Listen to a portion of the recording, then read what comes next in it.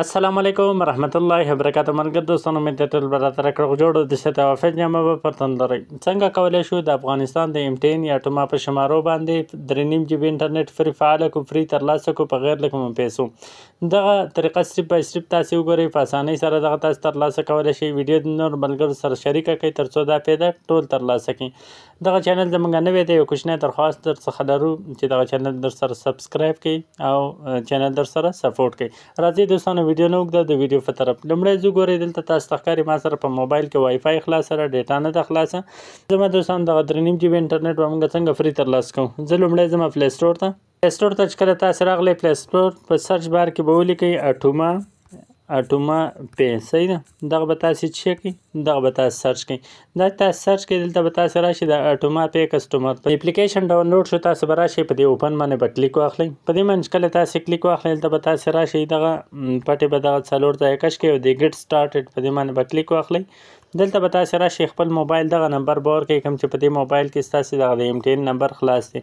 دغه مې ورکړم. دلته راځم په دې نیکسټ باندې کلیک اخلم. لاندې پالیسي به ورته ټیک مار کړئ او دلته به راشئ په اګري باندې به کلیک واخلئ او دغه نیکسټ باندې به کلیک واخلئ. نمبر ما ورکړه، ګورئ نمبر ته مې یو کوډ راځي همدې موبایل ته. دغه دی ګورئ کوډ ما ته راغی 998509. دا زه دغه ځای کې ورکوم.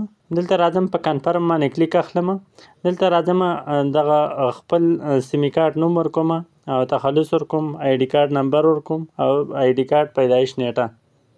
معلومات مې ورکړل. راځم په کنفرم باندې دلته کلیک اخلم. تاسو ته د M10 شرکت لخوا داسې یو کوډ بل راځي، هغه به دغه کوډ به تاسو کاپي کړئ، راوابخلئ. دغه کوډ به راواخلئ، اولنۍ خانه کې به ورکړئ، دغه لاندې 2 خانو کې به په خپله خوښه یو پین کوډ ورکړئ چې 15 عدده پین کوډ وي. دغه پین کوډ ما ورکړ. راځم په کنفرم باندې کلیک اخلم.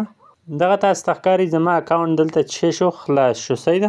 دغه د دوستان تاسو ته ښکاري چې 4 منټه مخکې د اټوما پی لري ما ته میسج راغی، کنګریچولیشن یو هیو ریسیوډ 3.5 GB فری ډیټا وید اټوما پی.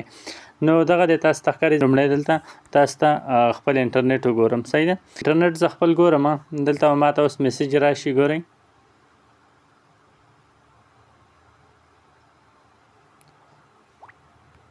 ښه، دلته تاسو ته ښکاري چې زما چې دی ټول انټرنیټ زما 0 دی. ګورئ 0 MB 0 MB 0 MB. نو دلته به زه اوس خپله ډیټا خلاصه کړم. خپله ډیټا مې خلاصه کړه او تاسو ته ما انټرنیټ هم وښوده. دلته به زه راشم، ګورئ په دغه یوټیوب به زه مطلب خپل اپډیټ کړم. اوس به وګورم چې دا اپډیټ کوي ما سره او که نه اپډیټ کوي. نو مطلب ویډیو سکپ پکې نشته. وګورئ په 0 MB سره دغه د 3.5 GB انټرنیټ کار زما شروع شو. نو په دغه طریقې سره تاسو هم کولی شئ. تر بلې ویډیو سره مخکې کوم تاسو ته راځم، تر هغې په بخښنه کې الله سپارم. ښه وخت ښې شېبې ولرئ.